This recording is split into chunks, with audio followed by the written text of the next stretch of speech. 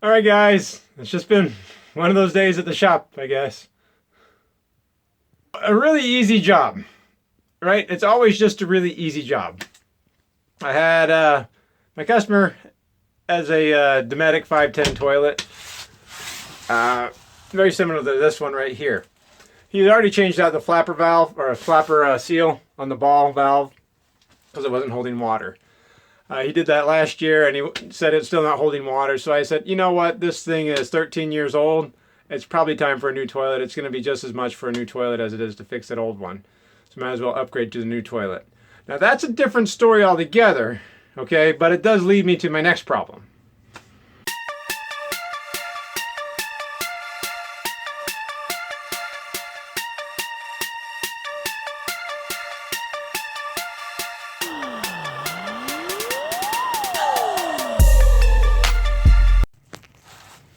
So the next problem was he had concerns about this gap against the wall right in front of the toilet right here. So that's where the toilet goes. So I had to take this plumbing cover off just so I could get access to it. And since that, in order to get that off, I had to get the toilet out of the way. So this is all at the same time in a tiny little area. So there's this gap right here between the side wall and the interior wall. So he was concerned about it because it's opening up and it's pulling the wallpaper off. But if I look at the top, it's actually nice and tight there. If I go to the other side, and here, this is where the washer and dryer would have gone. Of course, the water heater's down here. So these screws that would mount this interior wall to the exterior wall, because there is actually, when Winnebago makes these walls, they embed aluminum framing right there for these screws to go into. So the factory definitely has a gap down here.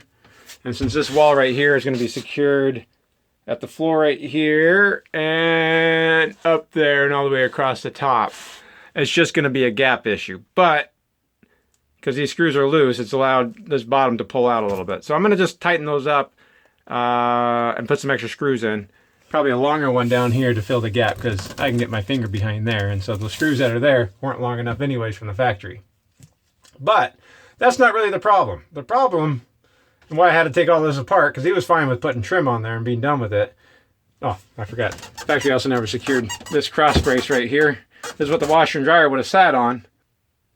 There's really nothing carrying too much of the washer dryer load except for this stud frame all the way down to the floor, but nothing on the back right here. So obviously once I get that secured, I'll run some screws into the framing that's actually within this wall.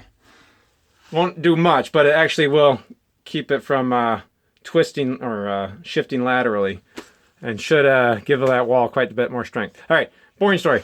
So down here, this is the problem why I opened everything up.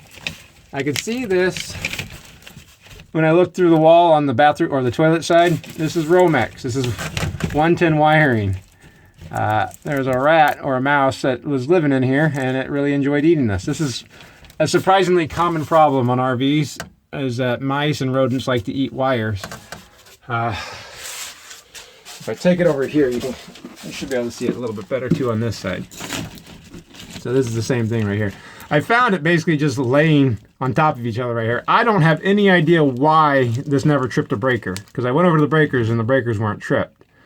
I had told the customer that I thought it just went up to the washer and dryer, but I traced this on the other side. It comes up the wall here and dives into the actual sidewall and goes into this outlet right above there. And then back out of there, then it goes up into the washer and dryer cabinet, which is here. So it's 110, so I just can't butt connect it together or wire nut it together. I have to put the junction block in an actual box. So I initially was just going to get a junction box and put it in the floor right here, run a new wire from this point up to the outlet that I thought was in the washer and dryer. But it goes right there. I think I should be able to take that outlet out, remove the bad Romex down to here, across the floor over to here. Such a tiny little confined area. Back into the galley. So into the galley right here. It comes out and then goes up over here the back of that outlet. Now this outlet is a GFCI outlet. So this is a nice termination point. So I can take this outlet out, remove the Romex, because everything's actually pretty easy to get to. And we're talking maybe 20 feet of Romex rather than trying to put another junction in if we don't need to. So I can take it out from here and run it all the way to the sidewall outlet in the toilet room. So that's what I'm gonna do. Like I said, I don't know how on earth this didn't trip. Maybe it did for all I know, but I don't know. No, it didn't trip. I don't have any explanation for that because I know I did have the generator going, but that's really crazy. I did get the outlet pulled out. Now these outlets, like most RV outlets, are they have built-in junction boxes on them. So I do like these because they're quick connect in the sense that you don't have to have a junction box in the wall right there, grounded to a stud, or to a stud in a motorhome. And then these are just push-in type. Now these can be quite frustrating to push in, but it's still really nice to have this. Now, of course, this is the wire Romex I have to replace. It goes through the wall right here. Winnebago routes out the channel. I don't know if you can see it right there. I come to the other side. That's it right there. And if I pull on it, I can pull it through. So I'm just going to go ahead and run a new Romex all the way over there. And I figure I'll also take a measurement of the wall gap right here to see if we get any better after I screw it back down. Let's see. Looks to be about 3/8. Well, here it is pulled out. I measured it out. It's about 14 feet. So it's 14.2 Romex. So I got 15 feet right there. We should work out really well.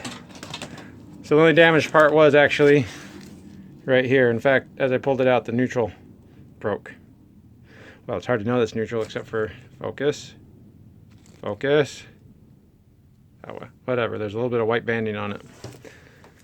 This does have a standard residential GFCI.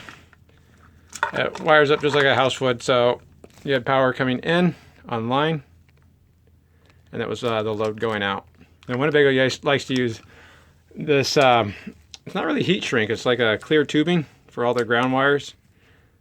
It's not a very common thing to see on anybody else, but Winnebago does use these. So I'll slide that back over. You can kind of see it on this ground wire right here. All right, let's get this run. All right, so let's get this generator going.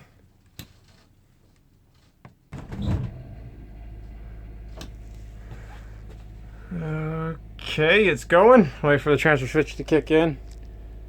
I haven't tested this out yet. Let's wait for that microwave to come on, huh?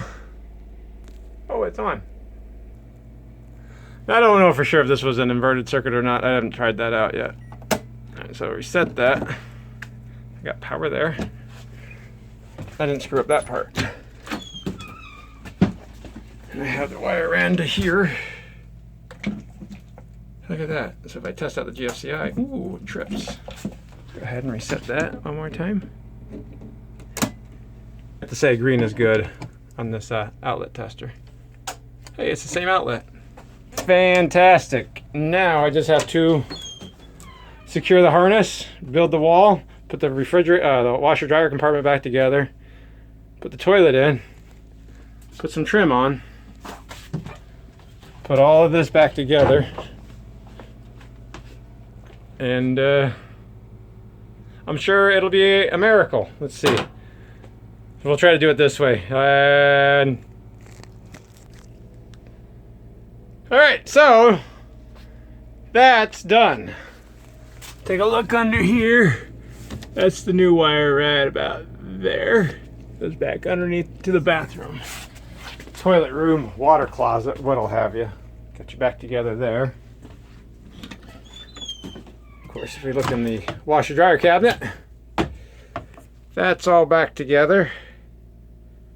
The owner actually made this insert with the shelving and the pegboard. Did a good job. So we got this new threshold. I put a whole bunch of more screws into the sidewall there. So here we are on the inside. looks like it's at least down to 1/4 inch-ish. So I went from 3/8 to 1/4. That's not too bad.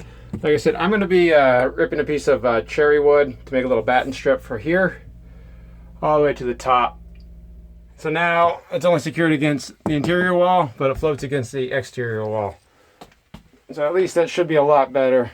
I can tell you, I know it doesn't look quite so good because it doesn't match these corners here, but this interior wall, where they cap this wall right here, because this is actually service access also, they used a piece of corner molding, cherry wood, that runs from floor to the ceiling. So they do offset each other, so it does exist. But that definitely looks a lot better than that gap that was down there.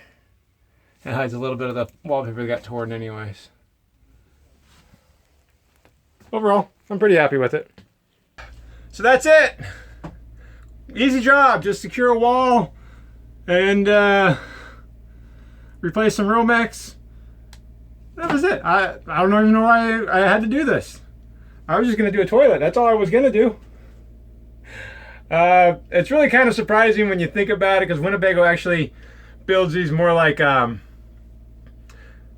assembly line, more like an automotive side. They actually have lasers that they actually line everything up with. It's all CNC routed out. So to have a little bit of a gap down here, that spread, it's a little surprising, but it looks like they didn't secure it very well. This is a 2006, so that was about the previous height, or the RV boom before the big RV crash. So I don't know, who's to say exactly what caused it, if it's just not time, because it's 13 years ago. So at any rate, thanks for watching, guys.